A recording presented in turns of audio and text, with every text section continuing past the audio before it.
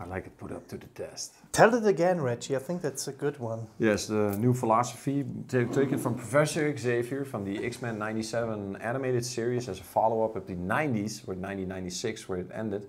The phrase of Xavier is, trust begins when words turn into actions. And I like that phrase very much, and I try to live upon that by doing the things that I do and saying the things that I do and trying to prove the things that I do. It's a very good and very true statement and quote there. So welcome back. We are still in Northern Italy. This will be the last episode for now that we do here. Tomorrow we will both travel back home. Give the context, please. For you watching, it looks like we have been in this cabin for 6 months. That is not the truth. That would mean that my hair has stayed the exact same way for the last 6 months. And only 1 or 2 wardrobe changes, but not give you a very sanitized idea from a guy that's supposed to be a detailer. But we have recorded, if this one is counted with it, how many podcasts in how many days? 18 in 3 days. 18 podcasts in 3 days. I'm walking out of the camera because I have to turn off the stove. Yeah, sorry. The stove in our mountain hut is making funny noises, which would of course disturb the podcast, so we'll just turn it down. Okay, good. Sorry for that, but we're recording live. That's the way it goes. 18. We recorded 18 episodes in 3 days. 18, there we go. A lot.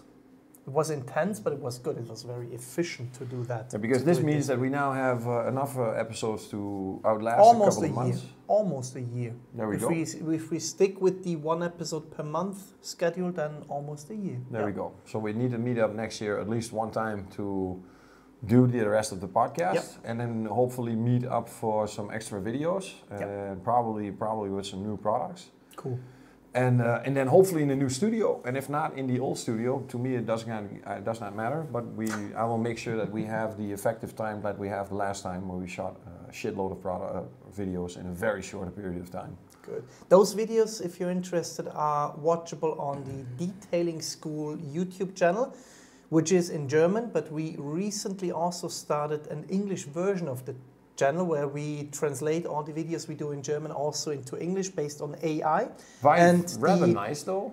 In the videos we did with you guys at Labocosmetica, at Mafra in Milan will also be translated. So you can watch those videos. So this is my English now, and if you hear me speak a little bit different English with a little bit of an English accent. Although, that's a good point. I have no idea what happens. We did videos where we talk German and English. I have no idea what the AI does with those. That would be interesting. Then we will probably find out if AI is truly AI or it's just a rapid that would be very interesting to see what happens there. So back to the topic at hand. This episode will be about why you should not start with car care. There are enough podcasts and enough videos explaining to you why it is a good idea to start with car care, why it is fun and all the stuff, but we want to give you reasons why to not start with it, because there are some. And there are many, many reasons not to do it. Exactly, but let's start like everyone else. Let's start with why you should start with car care, or why it could be a good idea. And I'll start with the classic case that everyone makes with car care, which is you take care of your car, it stays cleaner for longer, and it holds its value better. That's the classic example that everyone brings when it comes to why you should invest in car care. And I think no one can really say anything against that. Yeah, a clean car will always sell better than a dirty it's one. more likely that it's going to survive longer if you take care of something. It's going to take longer before it breaks. Everything will be destroyed eventually. Everything will die eventually. It's in Buddhism. As soon as you realize that it will be over one day, you might appreciate more the days that you still have from the existence of the car. Exactly, and especially in today's tough economic times where we all try to stick to our cars for a longer period of time, it is a good idea to invest in some car care, because it just helps us keep that car running for longer and also uphold its value. Are there other good reasons to start with car care? Yeah, spoken for myself, it's something that you could enjoy very much and also have the opportunity to make your money with it. Okay, I see. So transferring something from a hobby to a business, or to a semi-business or a part-time business or a full-time business, complete career change. I've heard it many times before. I recently met a couple of people that had an IT job. One guy from the region of Pittsburgh, and he had an IT job, and he said, I didn't get the satisfaction from the IT anymore. It was more about the money. And he needed to have some satisfaction from what he was doing, and he was doing a side gig in detailing, and he was very happy with it, relieving him from his normal work, giving him more of a therapeutical experience while also making some money on the side. I see that, and also it's unlike sitting behind a computer screen and doing stuff which may result in things, but maybe also does not create something tangible. Detailing is very tangible. Yeah. It's like cooking in a sense that you see what you do and you see what you create and you get beautiful before and afters, and that is very satisfying. Absolutely. For me, the biggest thing was indeed the satisfying of before and after. Yeah. In any form, with any product, any case that I've ever done has been very rewarding and satisfying. Yeah, and it's also that you usually, if you spend more time, if you dive deep into it, you do some research, you maybe take some trainings, it is something that you can get expertise in rather quickly. Yeah. That's also something positive. You become your own boss. You rarely start as an employee detailer. Most of the time you start as your own boss. Yep. So you become the owner. You become the guy that decides how the things are going to be done. You can decide what kind of a style you would like to do, what kind of details you would like to do, what kind of customers you're looking for.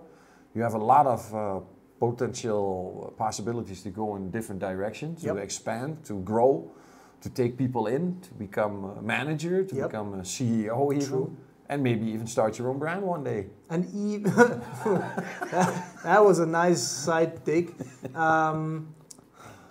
And even if we look at it from the non-professional point of view, if you stay a DIYer, you will get so good that other people start asking you for favors and you can help people. Yeah. If you have friends and family who have a dog in the car, you are the one they go to because you know how to remove those dog hairs and you know how to remove a spill that they have on their fabric seats. You can help people, which is always a positive thing. And as long as there are transportation vehicles, there will be people that like that transportation vehicle to be clean. And as long as those people are existent that want to have their car clean, there will always be work for us. Absolutely. And it will always come back to us. It will be returned. It's return work. Just like caretakers, the people that take care of the dead afterwards, they will always have a job because as long as there are people living, there will be people dying.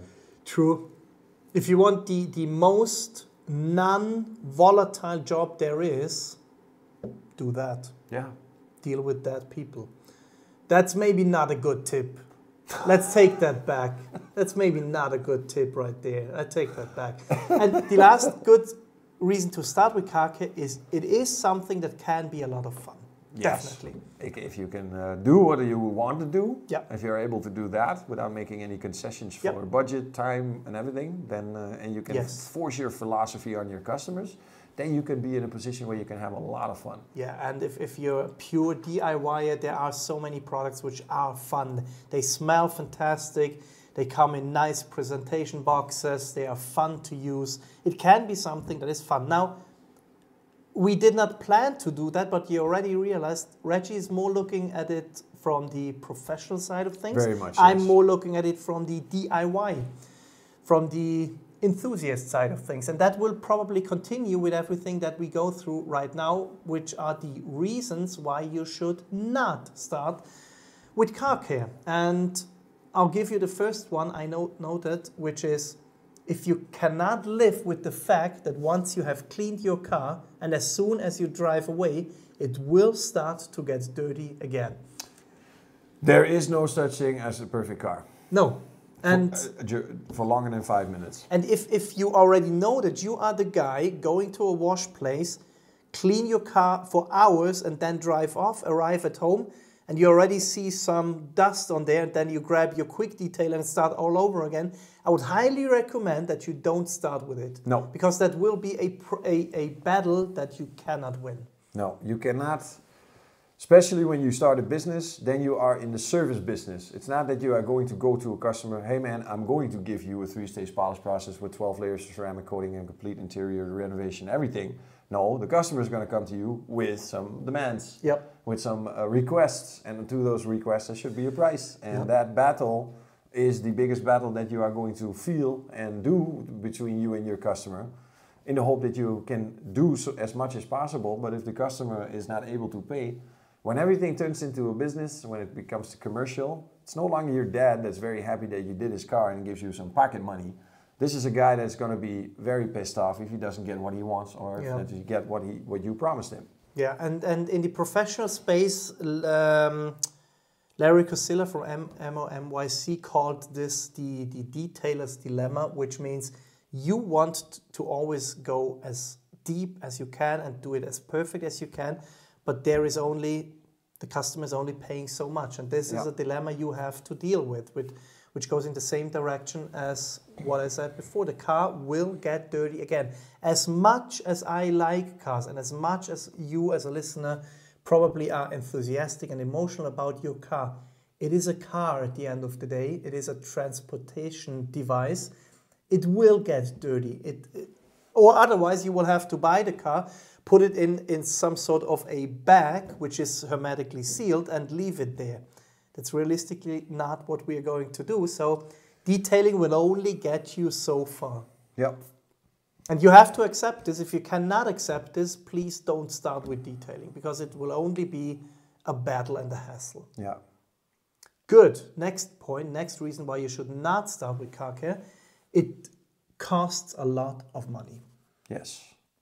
And we mean potentially a shitload amount of money. I mean, yes, you can always start out small. And the smallest thing is probably a hand wash kit with 2 buckets, a wash mitt, a shampoo, a drying towel, and that's it. But even that, if you do it properly with proper buckets and grit guards and scrub walls and proper drying towels and stuff, you are already looking at $100?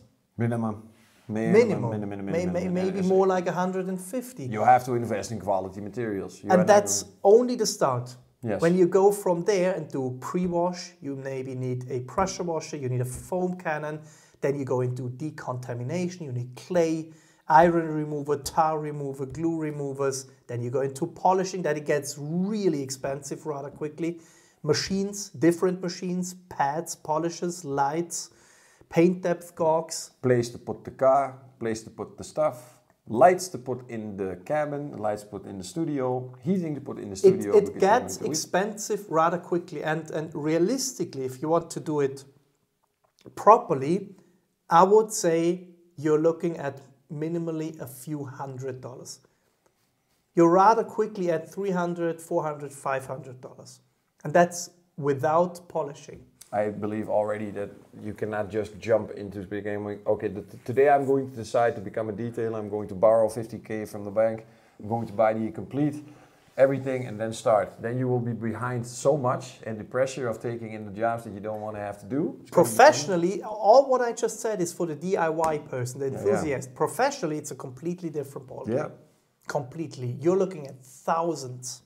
Thousands. I think it's very good to slowly roll into it. If it becomes a hobby and it becomes a weekend job, and then if that becomes successful, maybe then you can build. But then you slowly add to your collection and to your arsenal, and you build an equipment for yourself where you can do these jobs, and it will become more extensive and more big. If you're thinking about getting into it professionally, and you like those videos that you see with those professional detailing spaces with the fancy lighting and all the polishing machines and scissor lifts, what you see there, and if you want to achieve that, will realistically cost you $10,000 to $20,000. I wish I could now pick up the phone and call him, because I'm it's a little bit, I wish I could call him and ask him, hey man, you just moved from studio to studio, how much was the basic of the power, so the hall was ready to go, everything, so the stairs need to be built, they need to make the toilet, so he had separate costs, and I think that was frightening, and it was a scary amount of money, because he was moving from one studio in less than 1 year, from one studio a new studio. Construction is expensive, always. Yes. And the building was ready to go, and some of the power was ready to go, but he needed to customize it for his detailing studio. And then came some extra costs that were not when you started renting the place. True, construction is expensive, and if you want all the fancy stuff, the floor, the dry ice machine, the really good scissor lifts, then you are rather quickly looking at 50 to 100,000. Yeah, that is realistically what you should expect. So as we said, it can cost a lot of money, and you have to be aware of that. Now, of course, every hobby gets expensive if you get into the deep end of it, but detailing is a very wide field with a lot of products and a lot of brands and a lot of stuff you can get into, and it will end up expensive. Yeah. It always starts with the 2-bucket hand wash, and it will always end with you having your own detailing space with all the fancy stuff. Yes. That's always the way. An addiction that gets out of hand. It's always the way. So next reason why you should not start with car care, it is as a whole and as a hobby a bottomless hole.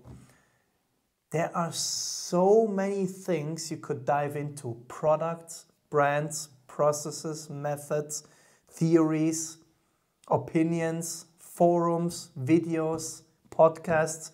It is a really deep hole, and it never ends. No. There's very little common ground. Yeah. Very little common ground where people will really come to with the nose in the same direction to say, well, yeah, this is indeed a very good direction. From those group of people, there were always some people that will deviate. People afraid for change, the people stuck in a cycle for over 10 years, that something became automated, not open for change anymore. Yeah. And you think you start with one thing like polishing, and then it is you stumble upon something like the 3-step polishing process, cutting, medium, finishing, and then you suddenly find another route where someone tells you there exists something like a 1-step. And then there's another group of people who say the 3-step process is outdated. We do it with 2. We did an episode on that. You can listen to that. Yeah, thanks. That alone, polishing, is a completely bottomless hole. Then there's residue management, pad management, what type of pads you're using, what types of machines, because they're the rotary guys, they're the DA guys, they're the forced rotation guys, there's the flex gang, there's the Rupes gang. It's endless. It really is endless, and you have to be ready, and you have to accept that it is a lifelong learning process, this field, because it's not exact science, ending. And it is not something where there is a regulated, standardized education process. It's not. It's constantly developing. It's very dynamic. Things that we discussed today could be obsolete or no longer true or relevant in less than 1 year. Yep. Easy, very easy. Yep. So that's already, if you are not willing to accept that, not a good idea to start with it. Next reason, brands are overpromising. Yes. And that, yes, that accounts for other industries and fields as well. Always. The detailing industry is one which is not, it is not regulated in any way, shape or form, or very loosely regulated. Maybe on a national level, but internationally, no. It's not regulated. There are no governing bodies. There's no police force who enforces anything. You will have to live with terms and buzzwords being used differently. We talked about that in the episode where there's no standardization in the industry. You will have to live with that, and that leads to brands over-promising what their products can do. Absolutely. There's no one punishing them. That needs to be done also. You need to make a product attractive to buy, so you put stuff on the bottle. That has been done in every single industry, especially, for example, the clothing, detergent, wash industry, where a formula was already decided to be the best ever in the history of mankind, became even better.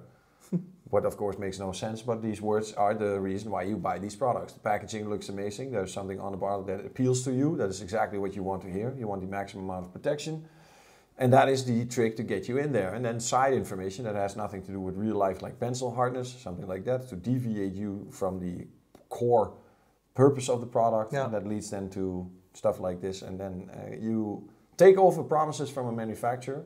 And mind yourself that in the history I've been working for this company, there has never been a customer that ever called me and said, "Hey man, your ceramic coating is shit."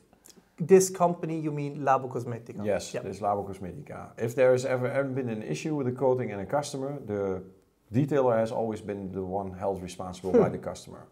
So the promises, the promises are what is maximally achievable in the utmost perfect conditions. Anything other than that, and you will never achieve the final promise. Yeah, but this is the max, what is definitely possible. We know mileage has been overachieved, but in years, in perfect conditions, is the max what you can take from these products, is that promise. If you're interested in the whole thing about durability of protective products, we did an episode on that. You can go back and listen to that. A very simple rule of thumb I would give you there is if you look at a protective product and the manufacturer gives you a duration in time increments, so 6 months, 3 months, 3 years, cut that in half and you have a realistic expectation. Yeah, you have something more. General rule of thumb. That is actually a pretty good rule. There are not many products that have ever dove under that. They even didn't reach the 50%. No, because there have been exceptions, of course. Most paste waxes say 3 months, which is for a paste wax, a natural paste wax, a lot. And if I say 1 to 1.5 months, that's realistic. It's definitely achievable. Ceramic coatings, if a manufacturer tells you 8 years, 4 years is a lot more realistic. Yeah. Yeah. That's still waiting for proof, although. For the people, especially, and I'm only speaking for Labocosmetica. I don't care what everybody else is doing because you will never prove to me that you did not use any toppers if you don't have the 3 pH. Very simple. True. But generally, you have to live with that many brands are over-promising in regards to their product performance, and then that will lead to some frustration. If you're not willing to accept that, not a good idea to start with it. Definitely. Closely related to that and the thing we told you about the bottomless holes, there is too much choice of products. Yes.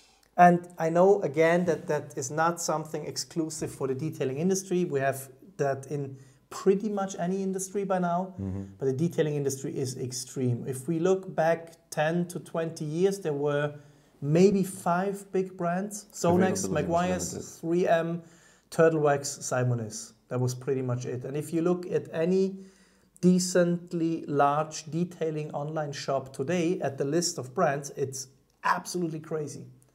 Absolutely crazy. Every how week many brands a new brand pops up. True, especially during Corona, there were a lot of new brands coming up because e-commerce it is very easy to create your own brand. You go to a big chemist or a blender, you tell them you want that, and that. It gives you a standard formulation. You can maybe choose the scent and the color of the product. You do some branding with the labels, and that's pretty much it. It's rather easy to come up with your own brand today. Yeah. So knowing that there is a huge choice of products and you will have to invest time to find the products which work for you. That's also something you have to accept. Yes, because as you are a professional versus a DIY, where time becomes limited, chemical performance becomes more interesting.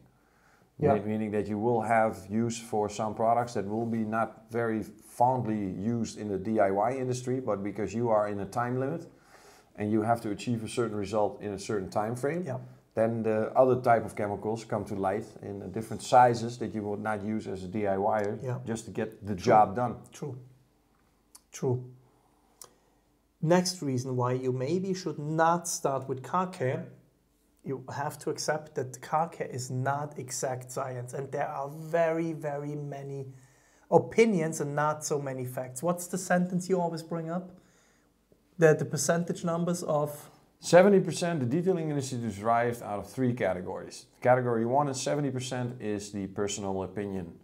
And then the 29% following on that is emotion. I feel, I have the feeling. And then the last one is science, and that is only 1%. Yeah. That is the way because, as we said, car care itself is not exact. Chemistry is. Chemistry is. But not car care. But as none of us are chemists, we cannot give a very good chemical opinion about a product like this because in this day and age, apparently every opinion became important. Although if you say that, then you have to listen to all opinions, meaning that we are all the same and we are 8 billion people. True. And to me, an opinion is an asshole. Oh, sorry, an opinion Opinions is just like... are like assholes, yeah. Yeah, everybody's got one, and most of the time it's only shit coming out. And then we have a feeling from somebody, I feel this is less, I feel this, and then I say to the chemist, can we put some disappointment in the product? Can we put some joy and some euphorical?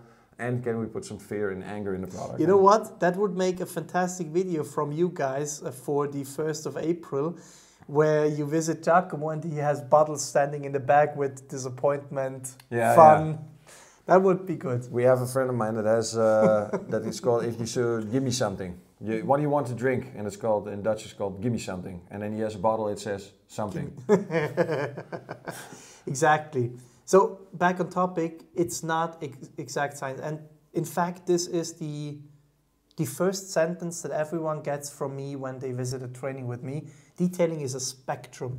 On the one hand, you have the guys who don't give a fucking shit about how their car looks. Mm-hmm. They are happy going to the service maybe every 2 or 3 years, and that the dealership washes their car, and that's the maximum amount of care they take.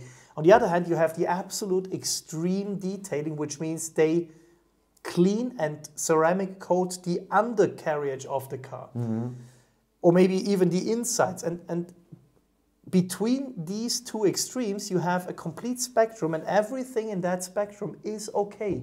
Because no one of us has the right to tell you where in that spectrum you are, or if you're right or wrong. It's open for discussion. Exactly. If you have developed a routine and have found products which give you exactly that point in the spectrum you are correct, you are right.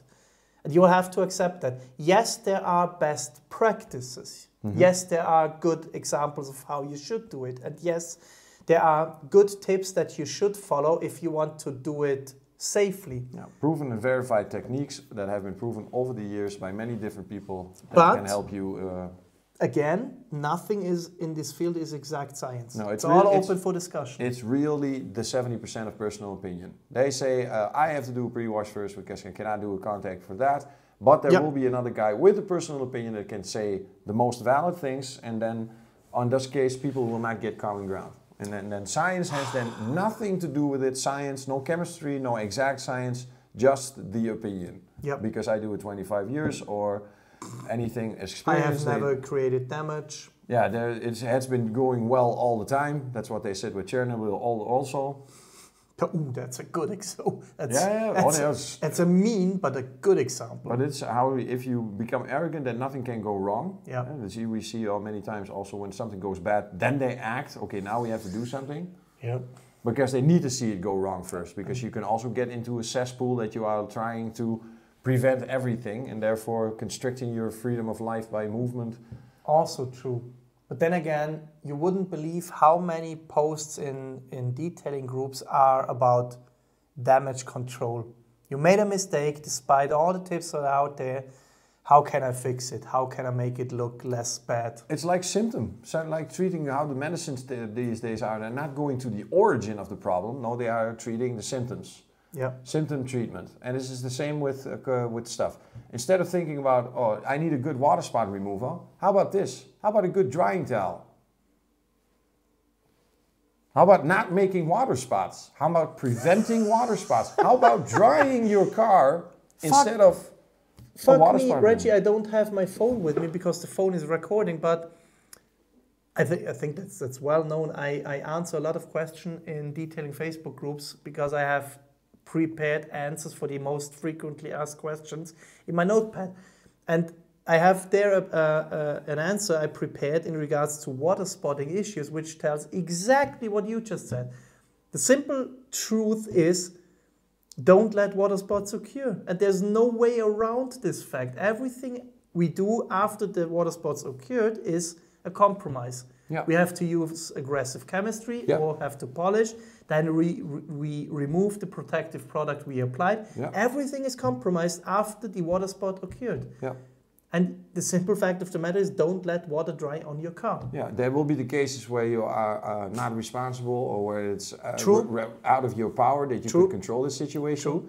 Rain could also contain a lot, that is possible. But the most of these situations, and where does it go wrong? During the car wash. Yep. Because people still desire or are wishful thinking in the hope that one day we will safely be able to wash our car outside in direct sunlight with everything and running water and more things, osmotic water, ppm meters, I don't know what else is being used. And we could also wait until it becomes evening and the sun goes away. Yeah, absolutely true. Yeah.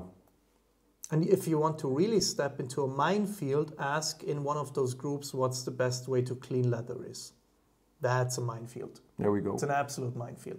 Good, but point made, there are different opinions and you will have to live with that. It's not like a field of natural science in which you read a book and you know everything. Yeah. That's not going to happen. No.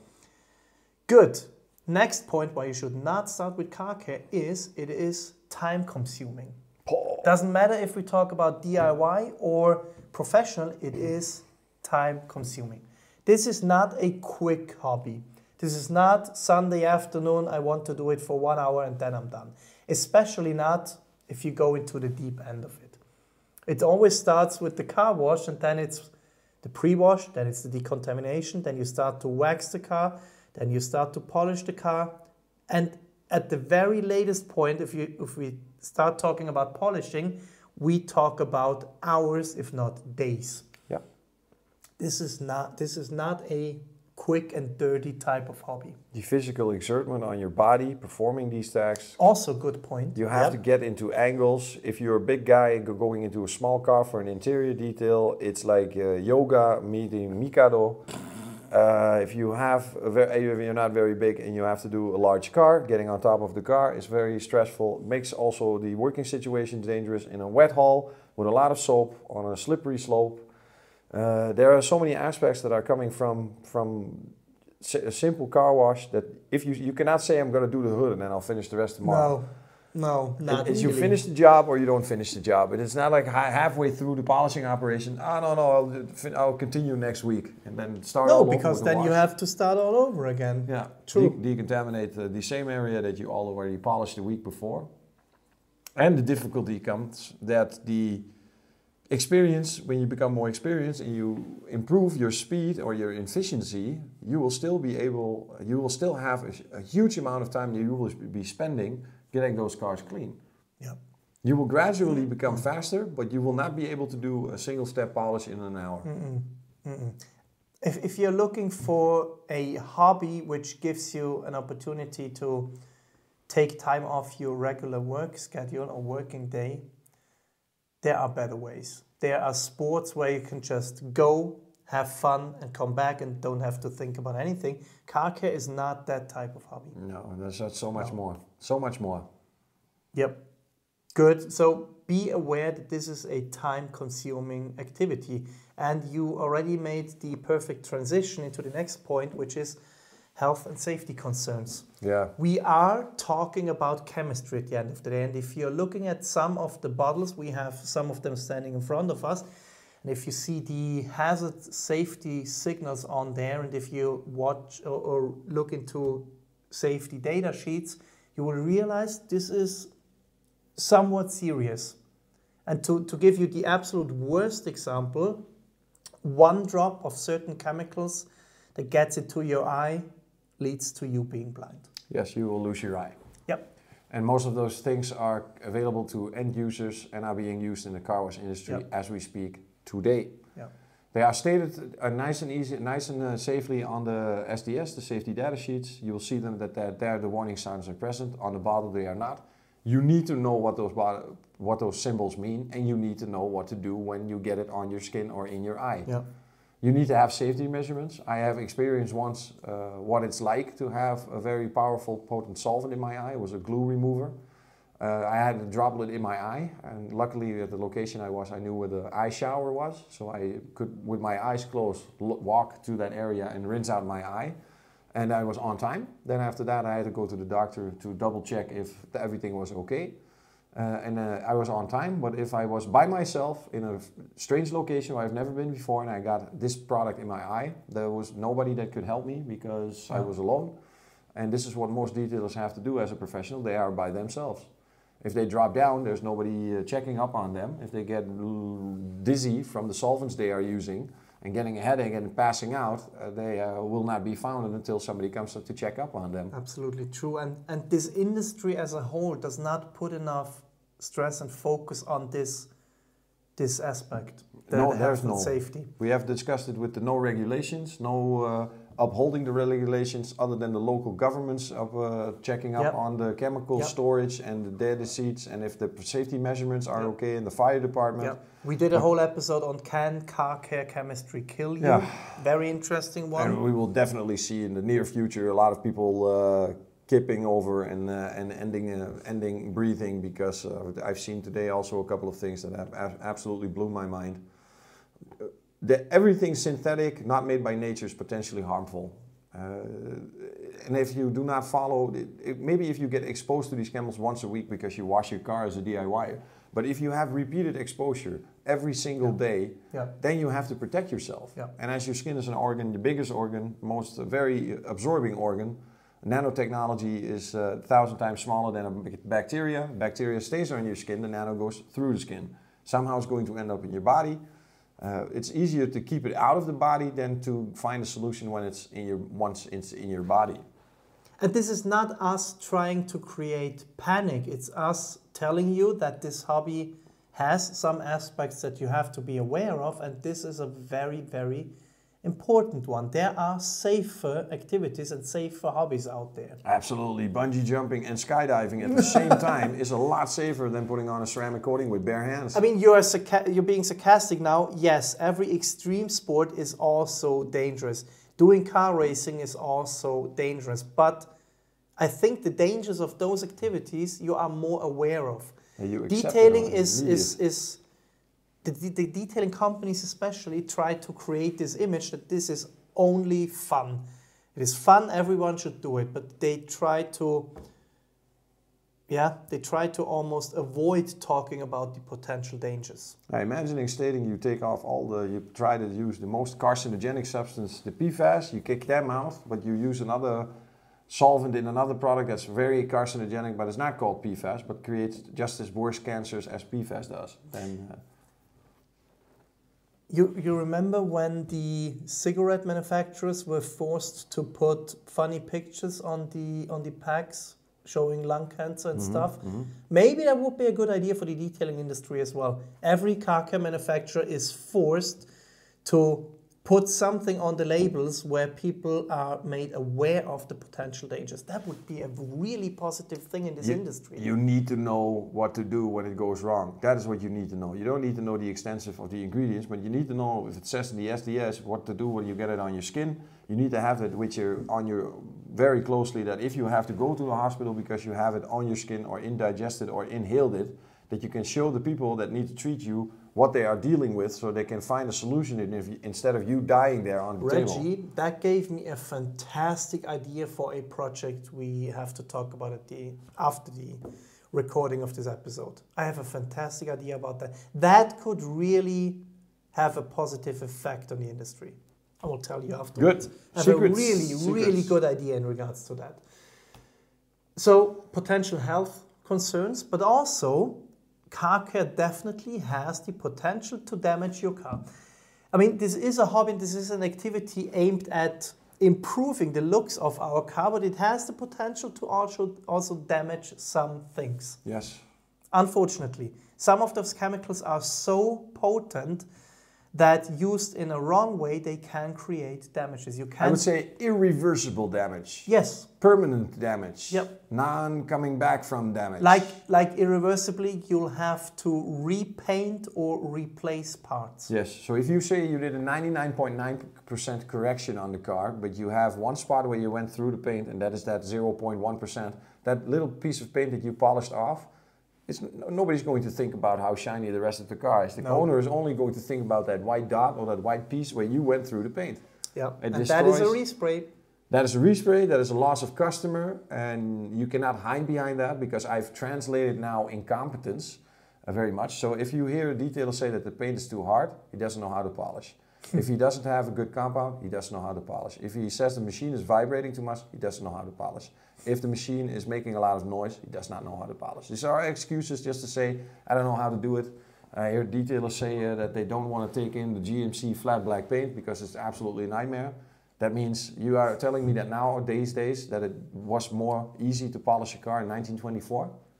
Don't think so. To be fair, we both have never polished black GMC paint. Yes, but I have. We have to do that. Glasery paint from L041. So please. To the listeners, to the American listeners, if you somewhat have the opportunity to send us a piece of metal with that paint, we would love to try it. We would love to understand your struggles with it.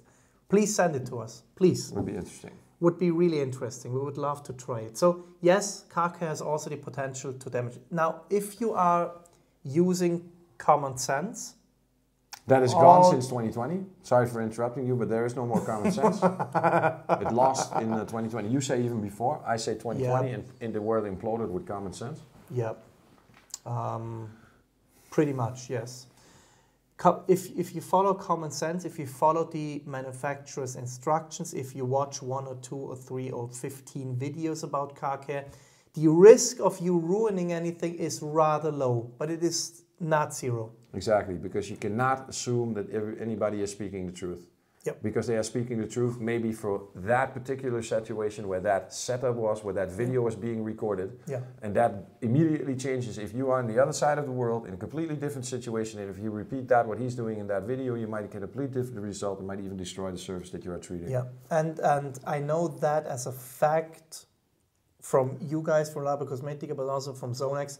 You can think of every potential case, or you can create every potential case that you can think of, but the stupidity of humanity goes farther endless. Yeah, and you wouldn't believe, I'm not saying you as our listeners are stupid, please don't get me wrong, but you wouldn't believe the stories we hear and see.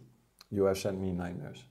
We have seen the nightmare today. You have sent me nightmares. You can observe them yourself in some Facebook groups. They will seem like they are a joke, just like the memes you see where somebody is foaming the inside of a car and using a pressure washer. I've seen it being done in real life. It happens. So it's not a meme, it's not on their purpose. People are literally doing these things. Yep.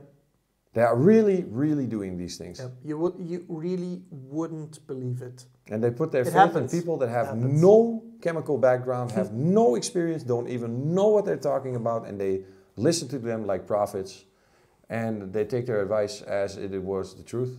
And after 2020, everybody should be able to figure out that we've been lied to in many different ways, and that anybody saying something online should always be questioned or have the opportunity to prove what he is saying. Even if it comes from alleged legends or experts, self-proclaimed experts, even they are not unfailable. No, we have seen it, we have talked about it in this podcast. Last one I wrote down,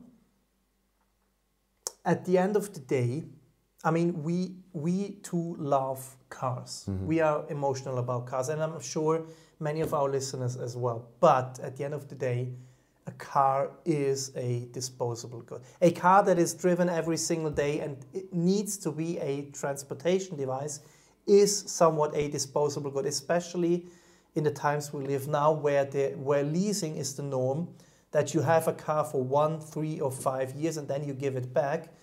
It is somewhat of a disposable good. If you are someone who thinks like that, I really don't think you should start with car care because there's no point to it. No, there is indeed, from that perspective, that is not a take to get into this business for. No, not really. Because if you really just see your car as a disposable good, you get it for 3 years, then you give it back to the leasing company, get the next one, there's not that much sense in doing it. No. We could now argue that keeping your car clean and in a good shape maybe prevents the case that you have to pay the leasing company money because they moan about the state of the car when you give it back, but that's far stretched. Yes. No, it usually does not happen. So those are the reasons we think could speak against you starting with car care. There are some good reasons, and it's not a hobby and it's not an activity for everyone. I'll add two more. One, if you're a perfectionist, you cannot become a professional. It's impossible to become a perfectionist. Because you will not earn money. Yeah, we will always lose money. What was the other thing? I already forgot. That was very fast. That was very fast. I had two things. You know how we call it in German? Blitz Alzheimer. Yeah, that's why you have sudden Alzheimer's. Yes. Yep. And if it's important enough, it will pop into my head, but it will not be recorded during the 6-month period of this cabin recording session back to back. I think it's okay. Looking at the marathon we did with recording these episodes, it's okay that you forgot something. Yeah, I might even see that we even destroy the entire schedule of what we still have, but kind of products of things that we want to talk about, and maybe in 6 months, so many crazy stuff will happen that we have a lot to talk about. True, and look at our list of topics. We still have a lot to talk about. Potentials and then the ones that we want to do. Good, I'm closing the laptop for now. If we forgot something, maybe that came into your mind, please write it into the comments. It would be very interesting for us to hear from you. I think we definitely exhausted our own power reserves. I got to load up for the next couple of days. I got somewhat special. Waiting for you. Yeah, I'm not waiting, but at least I have to go there. And that's what I'm looking for. And next week, the last trip of the year, from 16 November to 30 November, the last trip of the year, 2 weeks South Korea. It's going to be the most also effective days like this. Content during the day and content during the night. To have to do YouTuber collaboration videos. I have to even do a switch between brands where some guy's using our products and I'm going to use his product. Something cool. like this. I heard very something. Cool. And then I have a naked objective view and they appreciate my honesty. So if I don't like it, I can go chopping it down. No, I'm never doing that. Okay, that was 2024. If you're watching this, it's June 2025. Which does make no sense at all, but no, it's even later. Maybe that's how time travel works. Yes. I hope I'm still alive when this is coming. Dear God, yes. Let's not go there. So Reggie, thank you so much.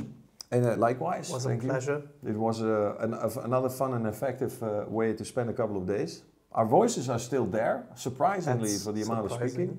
We had the balance very well. But, I think that was the food. And the good food. Food kept us well hydrated. Absolutely. So if you liked this episode, if you like the podcast in general, please also share it. Help us to spread the word with what we are trying to do. If you liked the episode. And if you watched the video, thank you very much for watching. If you listened to the podcast, thanks for listening. Dear God, it's now getting really late. I have nothing else to say.